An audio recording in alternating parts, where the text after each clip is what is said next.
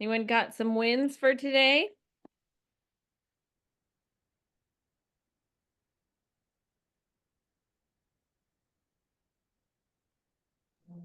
No. We got a new agent. Go ahead. I was just saying we got a new agent. That's pretty exciting. It's my office grandma from my old Coldwell Banker office, and she's with us now, so we can take care of her and hopefully give her lots of money to retire with. She looks sweet and spunky. So her But fake yeah, we're doing welcome. it, baby. It's pretty hilarious. She looks like she's, yeah, you guys are gonna stir up some trouble in Walla Walla there with her. But that's awesome. Congratulations. All right, Carrie, did you have a win? I did. I got 2 checks yesterday. That is always exciting. Hey, love it. Congratulations. All right. Anyone else? Stacy, you got a new listing on yesterday or day before yesterday. I did. Probably getting showings already. I have, yeah, open house scheduled and then a showing the next day by Nadine. Nadine is showing it. Oh, Mm-hmm. all the way over from the beach. Yeah. There you go. Okay. Doug, you're back in Lincoln City already. Did you ever get sunshine in Bend? Yeah, it was the day that we left, it was beautiful, but she wound up getting my cold, so she didn't even leave the hotel room for his birthday dinner that night. It was just, yeah, one of those things. But yeah, we got some sunshine and it was a nice drive yesterday. He's feeling much better and I'm doing much better, so we're okay. All right. Okay. So how did everybody It's do such a last beautiful place. Yeah, it is. I know we just scheduled our trip. My one of my youngest nephews is graduating high school this year, so we just scheduled our trip over in June. Thanks. He's gonna go to COCC, he said. Be visiting Bend. All right. Well, how'd everybody do finding their superpowers this last week? You know, I didn't know when we picked that theme that it was National Superhero Day on Monday. It was an accident. Must have just been in the air.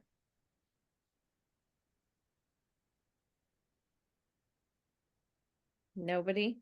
We got some superheroes that aren't on the call, but I'm looking to see. I mean, it's been busy. All I know is while I was sitting in that hotel room all day on Tuesday, we were busy as hell signing documents, putting out fires, getting addendum signed. So I know there's a lot of activity. And my superheroes are Vanessa, who's on this call, and Aaron, who's up in Tillamook today. So those two definitely have superpowers. My office admins have superpowers. Here we go. They are my superpower. How about that? I like that. Sometimes that's what it is. It's the team behind you. Come on. Most good superheroes had a good sidekick. I think my sidekick is Tori. It's just my superhero. I like that. I know I told her, if I would have had a TC back in the day, I'd still be selling. I second, third, fourth, and fifth that.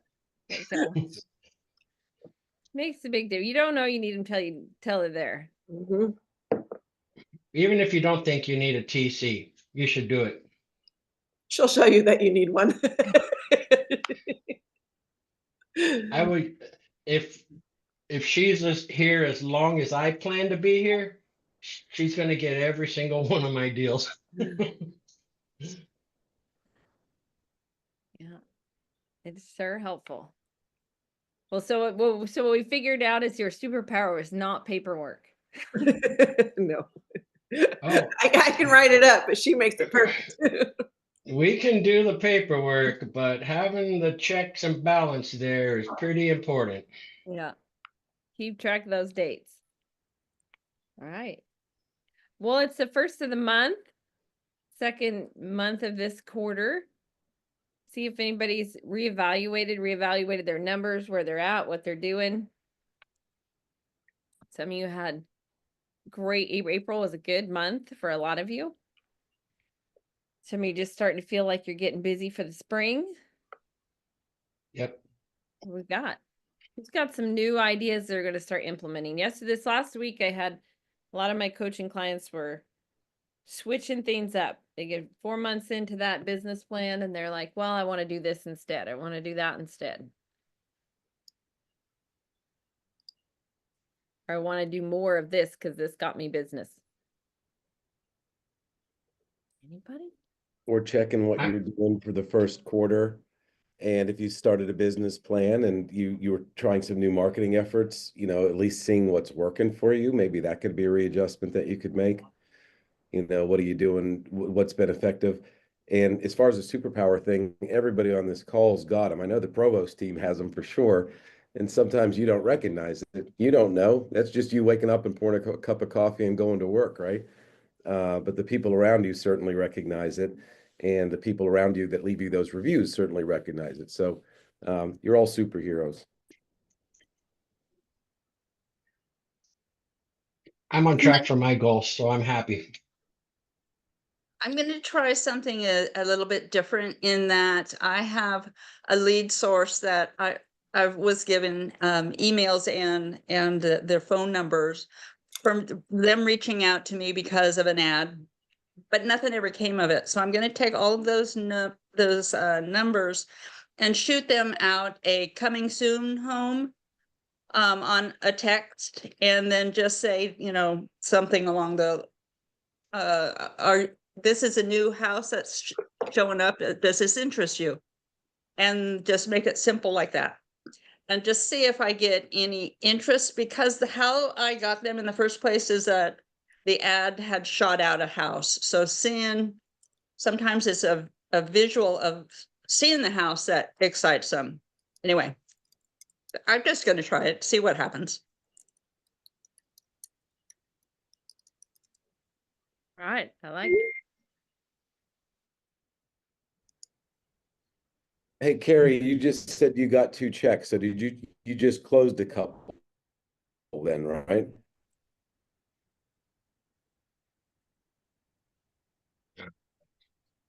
All right, maybe she disappeared. But I was just thinking call to action as far as her text to those people.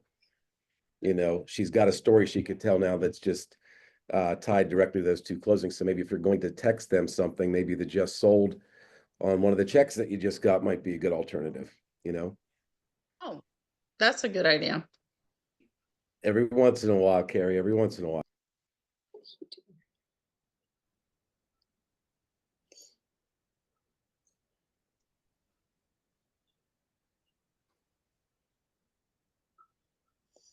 Right.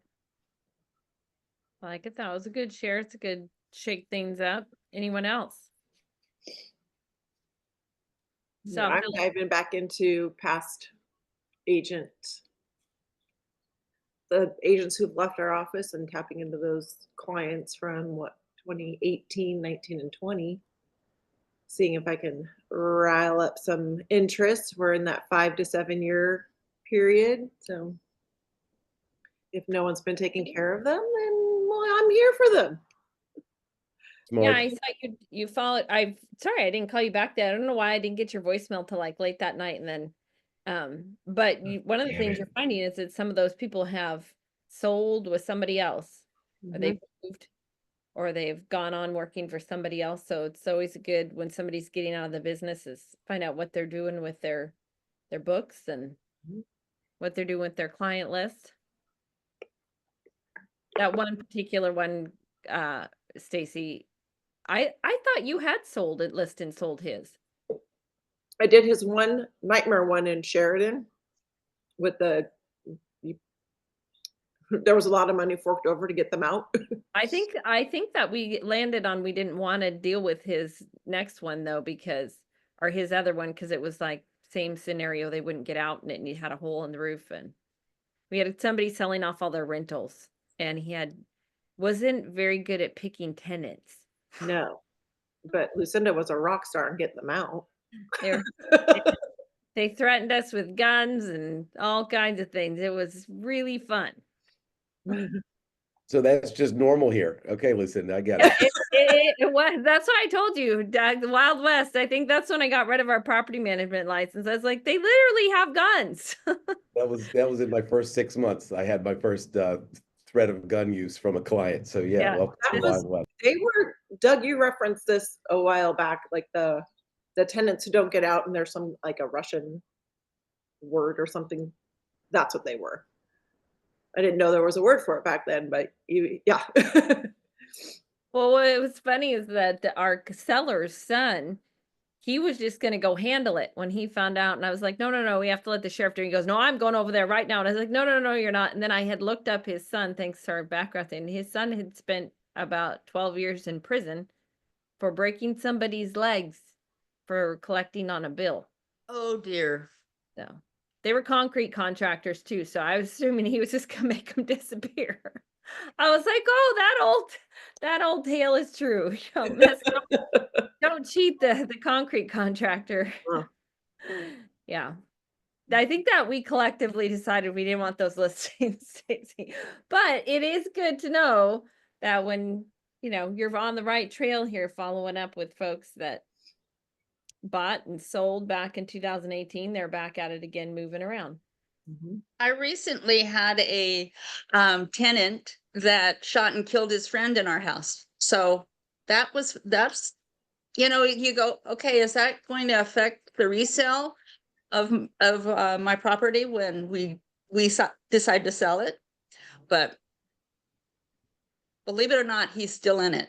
They haven't been able to get him out yet. That is interesting. Wow.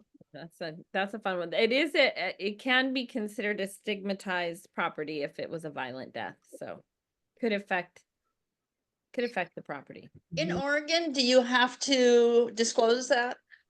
No. It depends if it's classified as a stigmatized property. You don't have to disclose deaths in the property, but if it is a violent death to the point where it's considered stigmatized property, it could potentially, if it's like been in the news, if there was, yeah. I have a personal experience just recently in exactly. I helped my brother in Virginia sell his house, and there was two deaths there in the house, and I told the agent there that you should disclose it, and he's like, "Oh, it's not California. We don't need to." And we ended up falling out of contract 3 times before we sold the property. So it's always a good idea to disclose it, even though it seems like it's a bad idea or is counterintuitive, but it in the long run it pays off. In my case, it did. It would have saved a lot of time and headache if we would have just disclosed upfront. Yeah. Yeah, it's not a lot.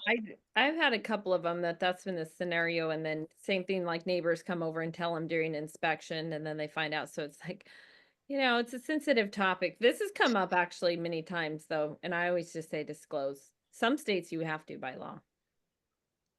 So California is a big disclosure state. Yeah, we didn't have to do that in PA. And the other one I would get a lot was, is it haunted? Swear to Oh. God, guys. Yeah. That's a tough one. That's under somebody's perception, but that can be considered a stigmatized property. Yeah. Some people want it haunted. It's like, that's cool. I like your clients, Carrie. I think there are sign writers, Carrie, that say I'm haunted, but I'm cheap, but I'm a good deal. Let's try some of those here. I got a campaign for us for October for next year. Let's try some of those it's haunted sign writers and see if that gets us any more Yeah. business. Those tough listings that aren't selling could be. I've always wanted a listing next to a graveyard. So it could be like, people are dying to get in here. The neighbors are really quiet. Like I have all these like marketing puns that I want so bad. Yeah. Sounds like Rochelle's gonna do a little circle prospecting around cemeteries this afternoon. Rochelle, I could have used you. I had one just 6 months ago that was right on a graveyard, but I had a couple people walk away because of it, so. Should be Yeah. quiet neighbors. Quiet know. neighbors, exactly. How did we end up on this topic? aggressive Started it. tenants, violent deaths in homes. I guess Well, it's I a think I mean, it's worthwhile topic, even if we just stumbled on it, because like Samandeep was saying, I mean, it can come into play.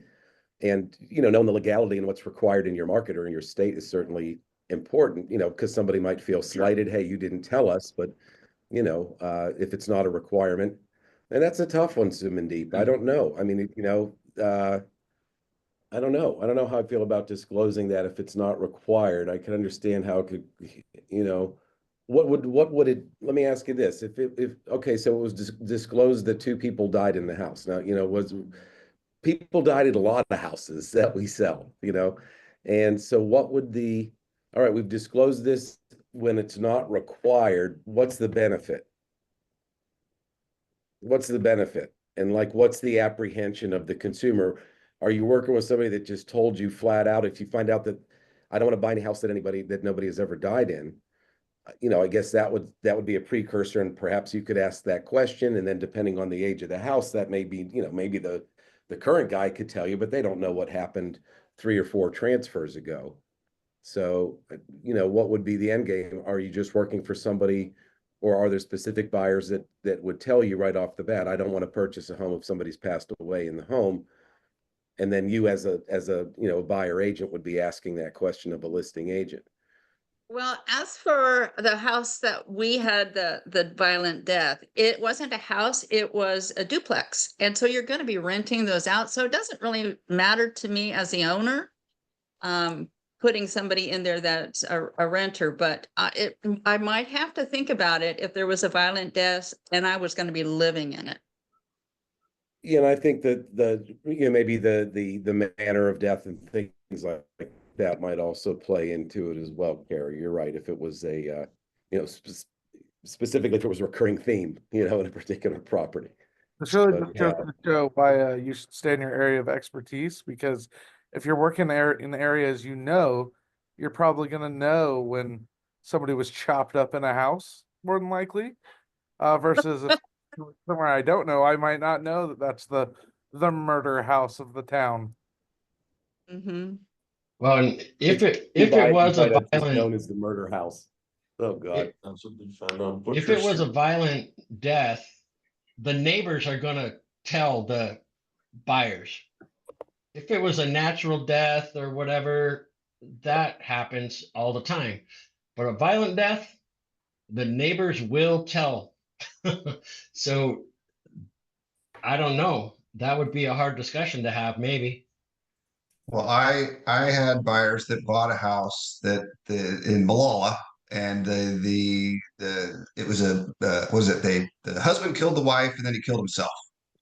So and they listed it the next week, and I was there showing the house, and the neighbors came out and told us, and then the listing agent who would live down the street walked right over and said, "So we just want to make sure you're aware of what happened here." And I said, "We're going to write the offer for 60,000 under list," and they took it. So it was not a problem at all, and everybody was happy. Price overcomes so many things. Yeah, it does. It even beats you in death. That's great.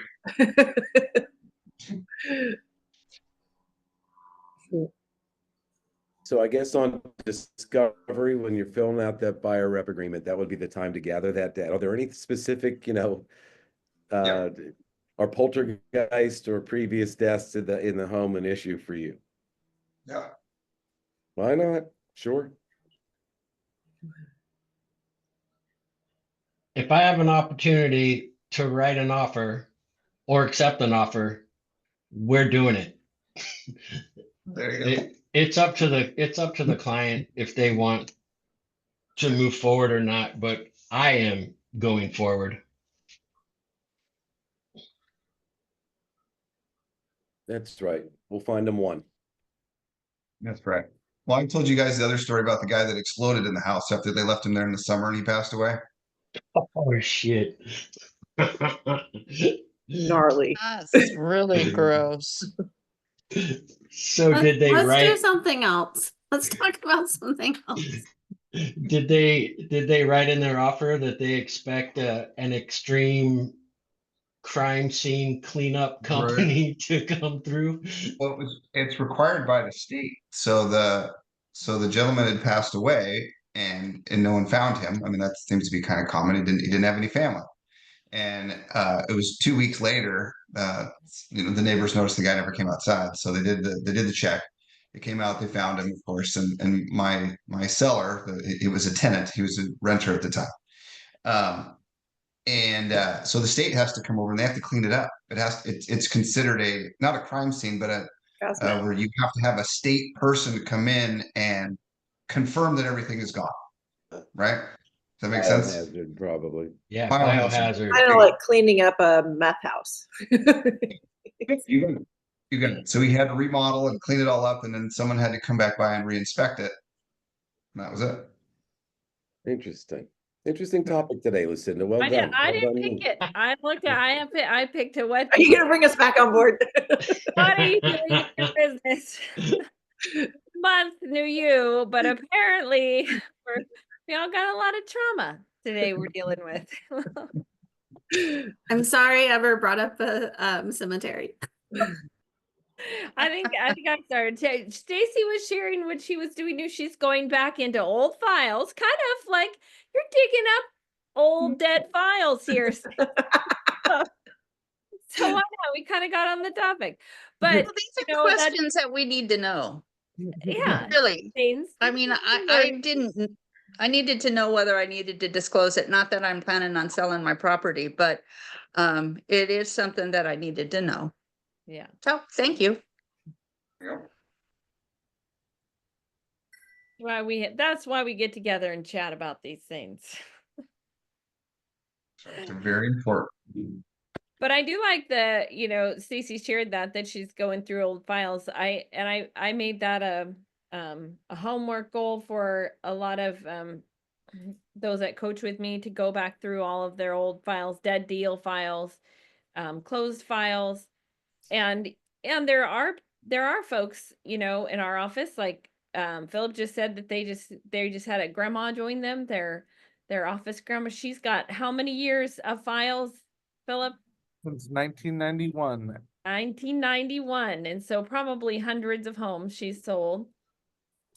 And is she using a CRM? How is she keeping in touch with these people? We can just be sure she's not using a CRM. Yeah. Yeah. I noticed that some of my clients' grass is getting long, so I need to drive around and write down those addresses so I know that something's either going on and they need to move or they're already gone. I was like, oh, okay. We have a marketing plan to send out a gift to all the nursing homes of like a cookie tray or something that tells everybody that Susan moved offices. So, because most of her clients are in nursing homes or on their way. It kind of reads like she passed away. No? Say that again. Say it again out loud. It sounds like she passed away. Oh, we're sending cookie trays to nursing homes. Susan's moved on? Oh, she moved to she moved to the provost team. Good point. Solid.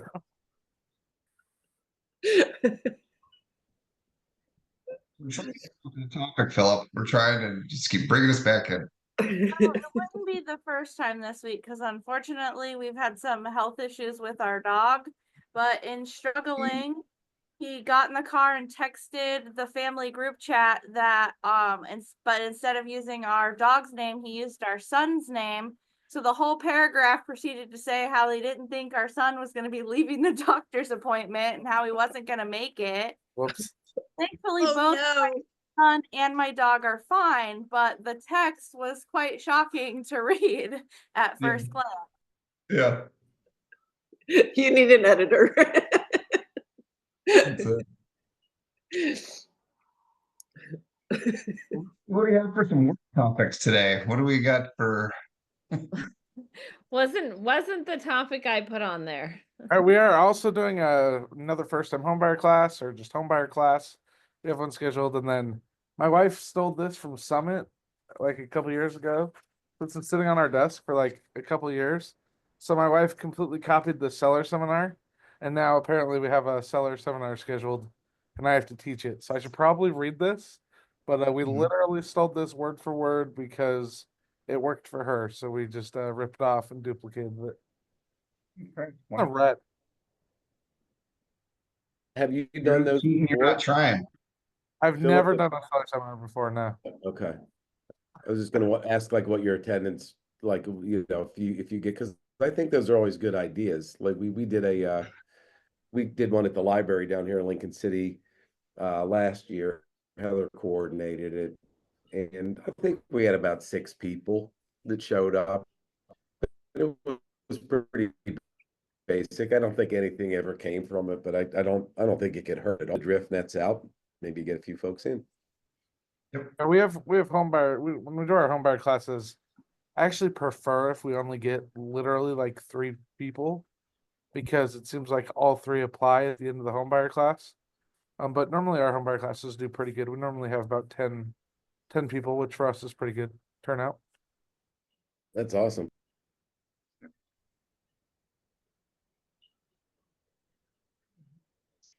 Yeah, the homebuyer classes, I've seen a lot of those running lately, and I know that you guys have had good turnouts with yours, the way you market them, and you market them ahead of time. And I have a couple clients that have done the home seller seminars, and those have been really, really good if they market them ahead of time and they frame them right. And that's a great way to go back into, people that bought 10 years ago want to know, or maybe folks that they have only bought and sold one time, and just educated on how they can do it. And they bring in financial advisors, they bring in tax folks, people that want to invest. I had somebody text me last night that they have a vacation property and they're thinking of making it a rental. They thought they were going to sell it and then buy 2 rentals. And now they're like, well, maybe you're going to rent it and then take some of that money from the rent and put into buying another rental. And I mean, people sometimes want to talk through their options before they make a decision. They may be 6 months out before they do anything, but it takes educating. Gives you something to market out there too. Jason made a goal for May. He's going to post more video. Started this morning. Anybody see Jason's video this morning? First thing I saw, we woke up together. Right? I got a preview at first thing yesterday morning, Doug. So you're welcome. Laura's like, what is that? Why is Jason sending you a video in bed? I didn't have the sound on, and I was like, "What is Jason doing?" And then I turned it on. Doing right now? So great. If you put it side by side, do it side by side with the movie clip. I nailed it. I did. I nailed it. The blanket, the t-shirt, the arm behind the head. Who helped you figure out the audio?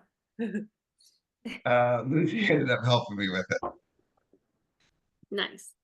Like you said, it was you had to clip it in and then do it. So TikTok. You're welcome. TikTok. It takes a village to post a video. He was getting pretty frustrated. He's like, I need to post this. Why? Why do you need to post it? No. I had a client that she did her headshots, and she made a whole theme of the week around getting her headshots done, and now she's done follow-up videos to it. Like she posted like the preview of them, she posted the photo shoot, she posted and it was like she made content out of it, just getting her headshot done. Like everybody's like, I don't have any content to post, but it's like you can make. She's getting so many views. She's like, I got 2,500 views, she said, in an hour on just doing my headshots. She's like, why do you think that? And I was like, well, oh, look different. It was different. See how many Jason gets. Jason, see if you can get 2,500 in an hour. Too late. It might be. I don't know. We'll see. Try to be creative. I just thought there was a good theme today to talk about that, because that's what would seem to be on a lot of folks' mind was, you know, they can use the first quarter to kind of evaluate what their marketing plans were, what direction they were going. Some are ahead, some are behind, and changing things up in the month of April. And May's like that first month of really starting fresh. I don't know if anybody else that way. I have a few people like they don't want to start till Monday. They don't want to start till the first of the month. Like this feels like a fresh start. So it's the first of the month, even though I know we're going into a weekend. But if you were gonna fresh start, implement something new, start over, build a habit, what is it that you're gonna do? What's 3 things that you're committed to doing better this month to move closer to your 2025 goal? 3 things. They could be stuff you did last month. I'm Not gonna. not staying here till 10, 11 o'clock at night. Okay, that's How long, John? 10? 10 or 11. The other on when I came into the office on Monday, Colleen said, "Oh, I see you set the alarm at 9:30 last night." So improve efficiency. yeah, There you go. That's that next step. harder, That's it. harder. Delegating. But I get my stuff done, and that's what matters. Some people are night owls. I am. Yeah, when you send emails at midnight and 1 o'clock in the morning, I'm probably the first one to read them because I'm still awake. Sometimes those are on a timer. I Oh, send the group coaching one late a lot of times so that it'll be at the top of your inbox in the morning. You're gotcha. like me and get 50 spam emails in the middle of the night. Because otherwise, if I send it out early in the day, never fail. Like if I send it out at 2 o'clock, I get at least 3 texts. Where's the link? I know what happens. It gets buried in your email. I do. Okay, 3 things. Who's gonna start off? John's gonna get to bed earlier, get done with his work earlier. Oh, I'm not gonna get to bed earlier. Philip, I just don't need to spend half the night here. there you go. Need to work on time blocking more. Oh, I have time blocking. I then in the evening, like 5 o'clock on, I just start doing other stuff. Thinking about what I'm gonna do to time block tomorrow. I've got my time block schedule right up on my board in front of me.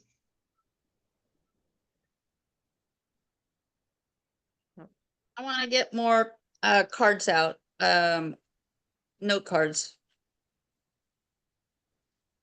I went through a batch of past clients the other day, and I got about 6 out, and I already got a response from one of them. So need to continue to do that. Good for you. I've mailed like 600 and haven't had a single response. Maybe we need to change up your verbiage, what you're mailing out, John. Oh, I've tried a number of different things. It's okay. It's more fun to walk the streets and meet people. There you go. These note cards are to my sphere, John. You're more likely to get the response to people that already know you. Oh, that's true. Still be walking the streets late at night, John, because No, I'm pretty sure that the homeless wandering around aren't good prospects. I'll just a note of experience earlier this week. The cops were at our door because somebody was walking around door knocking at 10 o'clock at night. I asked them if they thought she was a realtor, and they said no, she was looking for her pet peacock. So Pet peacock. true. That's hilarious. Hey, it's a reason to knock. Yep. That's funny. It's up in the hills in Newburgh. She could have been looking for a pet peacock. I don't know. It'd be legit. Doug, right? It's the Wild West. Anything could happen. Anybody can knock on your door. I did have a story though. I had I shared a story about an agent a couple weeks ago that I'd met with, and she's super positive, said she always had the best clients. And she was telling me actually about how her husband's passed away. But how he got started in real estate. He's hugely successful, like kind of a legend in real estate. But he started out down in California, actually, and he just was very determined that he was going to be successful. He'd come from a challenging background and very humble family, and he wanted to be wealthy. Like he saw somebody drive by in a Rolls Royce, and he's like, I'm gonna buy one of those. I'm gonna, make money. Got into sales because that's what they said. You want to make money, get into sales. And so his first job in real estate, he knocked on 1,800 doors a month.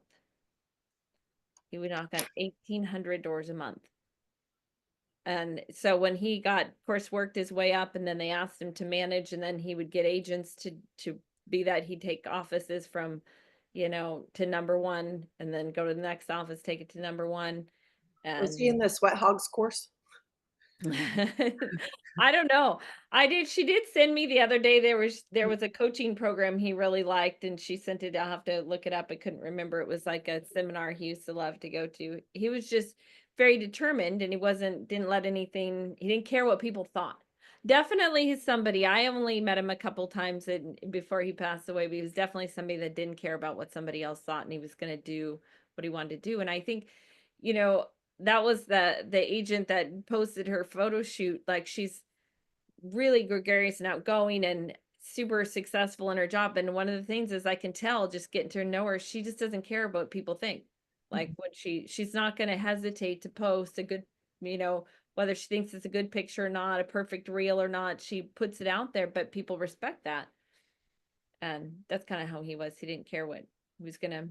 He wanted that Rolls Royce. Funny thing though, he had bought, and like I asked her, I said, did he ever get the Rolls Royce? I was waiting for that part of the story because I know he liked cars. Like I've known him since the beginning of my career, and they always had cool cars. And nope, she said he had a Bentley, they had Jaguars, they had everything. He never did buy the Rolls Royce. Oh, So that's funny.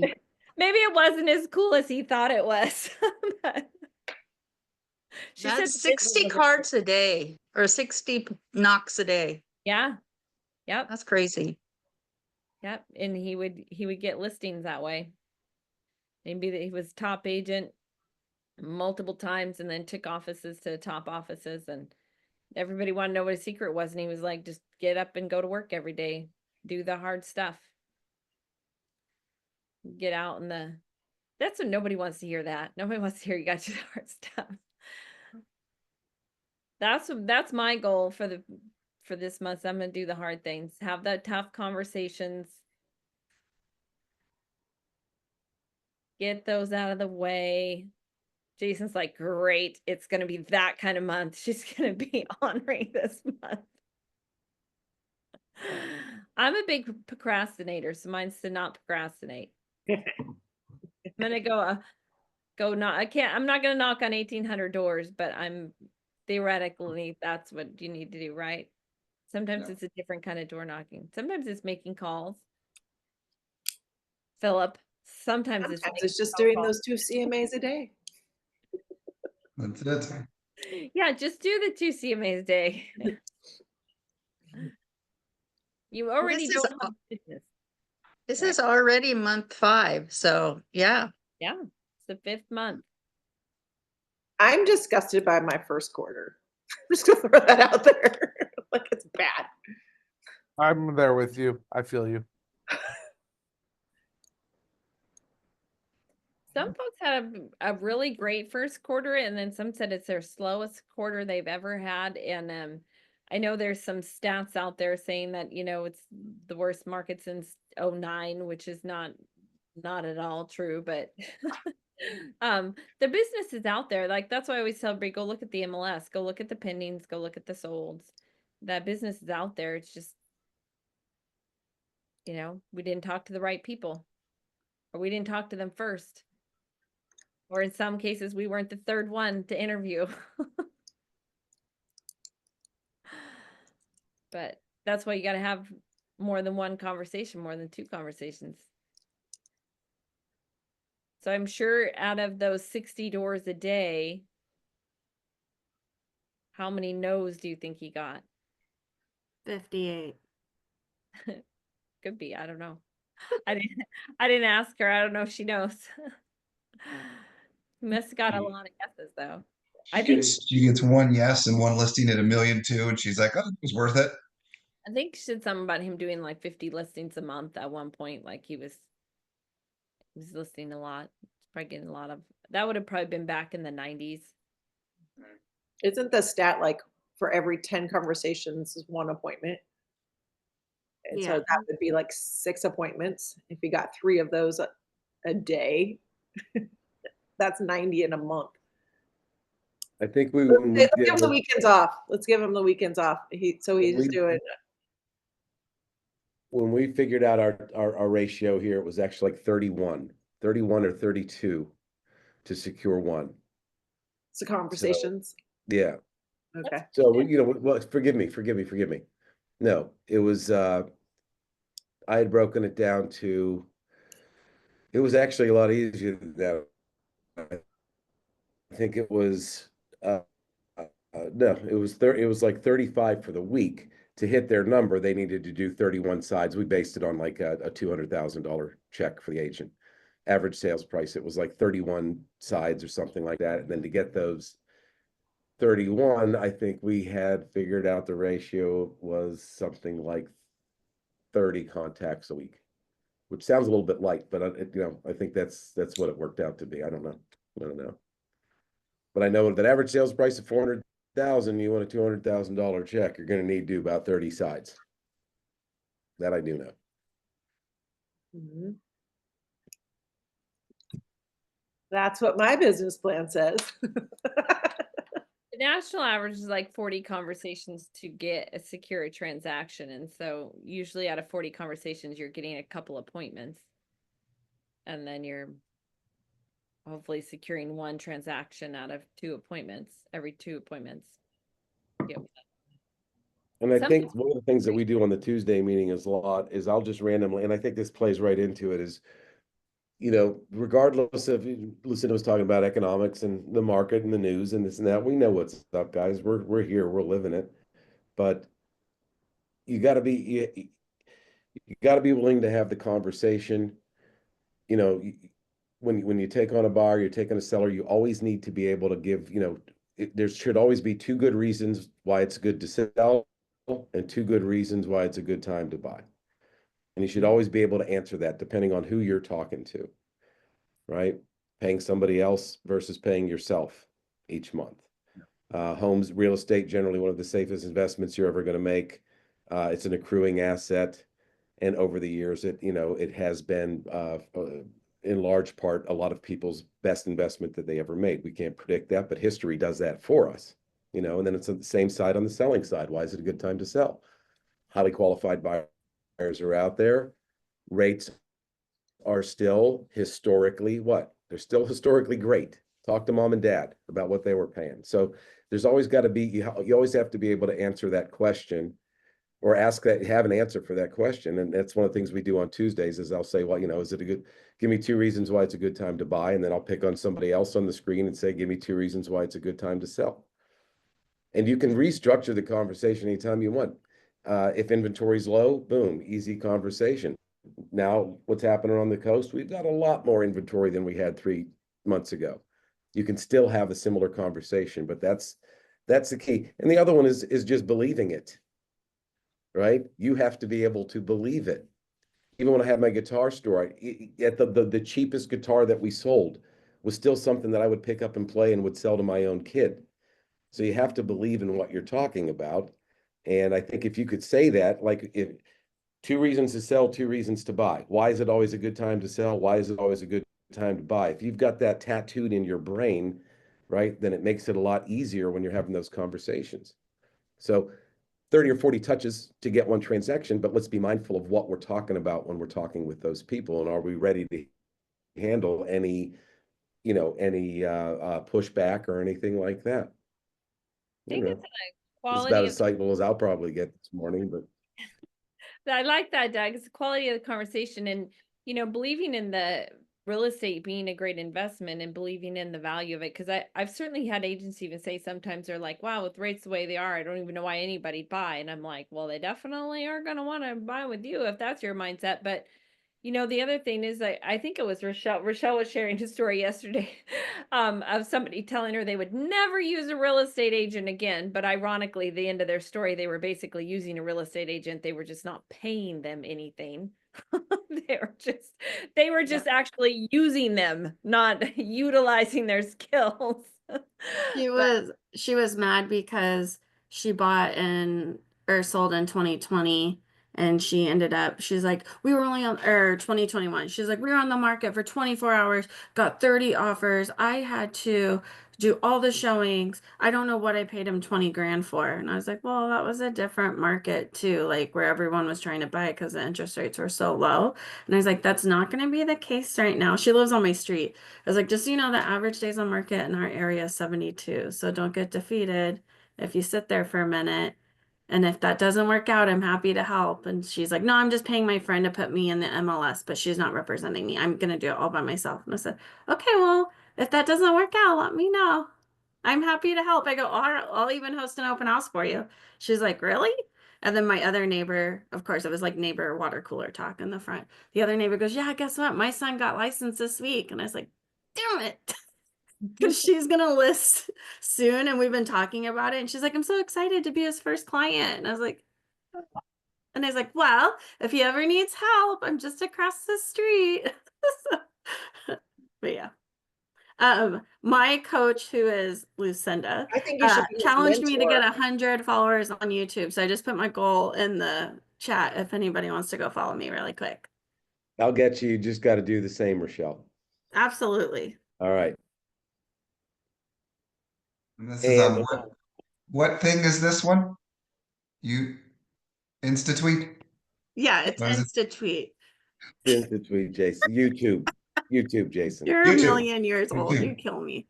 There It's you YouTube because apparently you can't do a lot of things on YouTube, like run ads or anything until you at least have 100 subscribers. So Lucy challenged me to get to 100 by the end of May.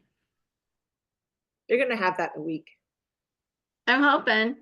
Hey, I just wanted to back up one quick second. So Realtor Rochelle was saying her friend's going to list with somebody that just is going to throw it up on the MLS. Do you guys all know the limited service brokers in your MLS? And do you know that there is no agency relationship with them as a seller? So that's free game.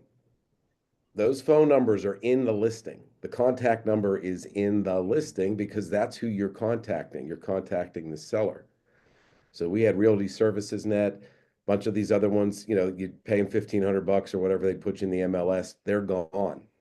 So as far as prospecting goes, that's your FSBO, that's your expired. It's the same thing, but those flat fee service listings that are putting them in the MLS, they do not have an agency relationship. They do not handle the seller side of the paperwork. You can make that call, and it might be, I never called up saying, hey, give me the listing, but you make a phone call. Do you have an interested buyer? Are you working with anybody that's in that price point? Call them to tour the home.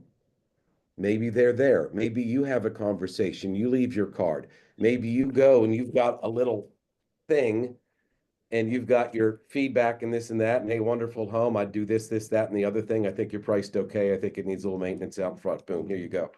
Thanks for letting me tour the home today. What can you do to put yourself in front of those people? All I'm saying is their phone number's in the MLS. You don't even need forewarn or anything to find out who that person is. And you can reach out to them. You're not violating anything. They don't have an active listing contract, and they don't have an agency relationship with the seller. Don't they use the same like RMLS input, the contracts that we use, which They're has a flat fee. relationship? They're flat fee. And they'll say right in there. They'll say right in there who to contact. They're not doing they don't represent the seller. Go ahead, Doug, is Lucinda. that in every MLS or is that just the coastal MLS though? Well, I don't know. I mean, I just know what I used to do there, and I know what we're doing here. And like Realty Service Net, and then there's another company here. There's not a lot of them. I mean, that's I looked up because you can search by broker and all that kind of stuff. So I pulled them up, and we literally in our MLS we had 2 that were flat fee. But I'm sure some of you are experiencing markets where there's a lot more of that. So maybe check. But no, I've never had any issue with that at all. That's essentially, here's $1,500, put it on the MLS. Rochelle, that's what Miss You're Hung done. must do. They're not countering their offers. They're not writing them down. Yeah. She Untapped finally resource. called me back yesterday, Stacy. It was a whole thing. Because I threatened to, I was like, this is now a code of ethics violation, and I've already opened a case against you. And my phone rang like pronto. And she goes, I don't even know who you are. Who are you? And I'm like, oh my God, I'm going to murder you. I'm that person that's been trying to call you 100 times.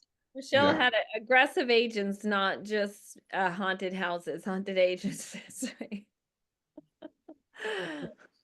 All right, well, that gave us a good new tip in there. I think Stacy, I don't know if some of the ones like over here in this MLS are the same, and I don't know how California and Washington work on that, but he's right on some of them, because some of the MLSs have dropped the listing agreements and they have a different way they're routing that through into the system. So it's like they just pay to put it on. So I mean, I know we've got like the ER, exclusive rep, and EA, exclusive agency. yeah. But I didn't know that there was 2 separate They're languages. kind of like a FISBO. They're paying they're like a FISBO. They're just paying to show up on it, which I wish our MLS didn't do that, but Absolutely. it is about looking for opportunity out there. And so touring those homes is always good because they don't have an agent that is giving them any attention or giving them any ideas. And so even if they do have, a contract that they would have to cancel, they still might be a good bet to go check. And sometimes they're not priced right, or sometimes they're priced too low. Like we saw one the other day that was just way, way under market value. And yeah, it was going to sell, but they would have been better off going with an agent. They would have made more, and would have even paid more than paid the compensation for the agent. So it's being open to opportunity out there.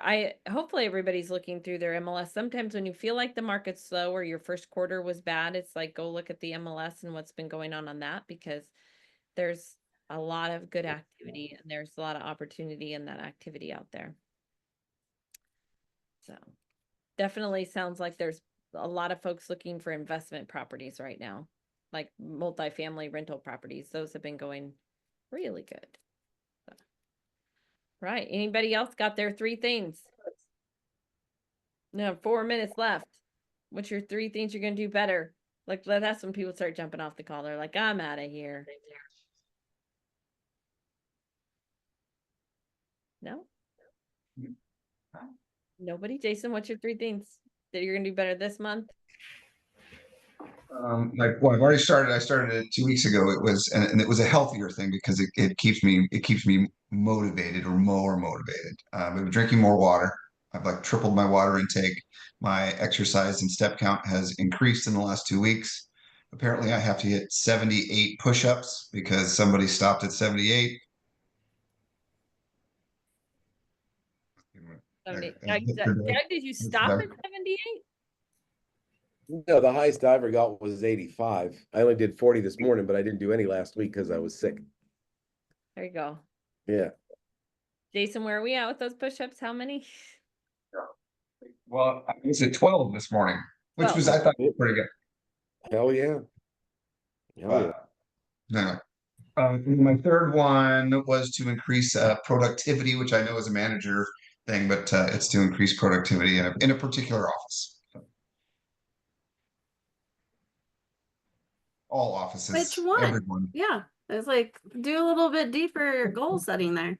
Which I got one? I got one of those too, Jason. There you go. One we're focusing on. Well, productivity starts here, starts with the activities that everybody does every day. So we're leading by example with our productivity and our push-ups. Apparently, with push-ups, start the day off with push-ups. Well, what's I mean, it's not dopamine. Dopamine is the bad thing. What's the thing that you get then when you start to get that activity? It's whatever that chemical is in the brain. That's the trigger point. Adrenaline, Is it adrenaline? or in the brain? Yeah. You're getting a dopamine fix.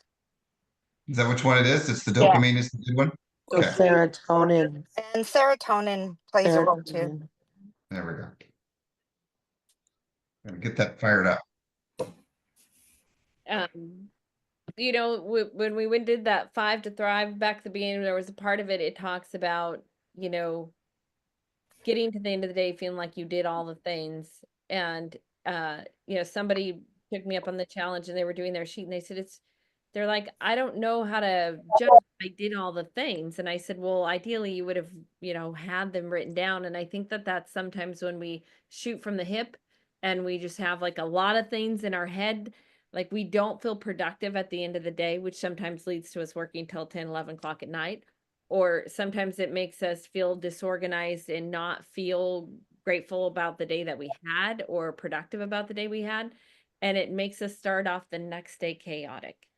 And so that's why I say, what are the 3 things? Like if you pick some areas that you can focus on making better and make sure you get those things done really well. We have all the thousands of reactionary things that we're going to do all day long still, right? You still have the phone calls you're going to get, the last minute appointments you're going to have to take, the showings, the open houses that are going to pop up. But what are the things that you're going to do intentionally and focus on?